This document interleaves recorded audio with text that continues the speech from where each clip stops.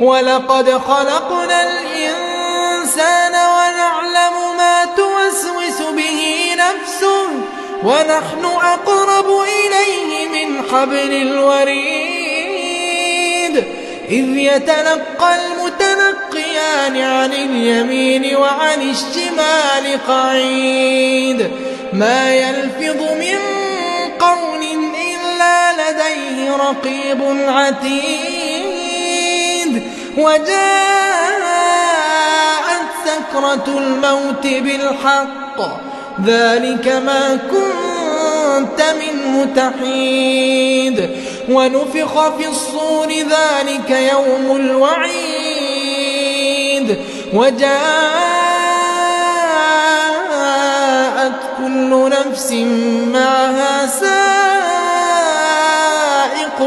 وشهيد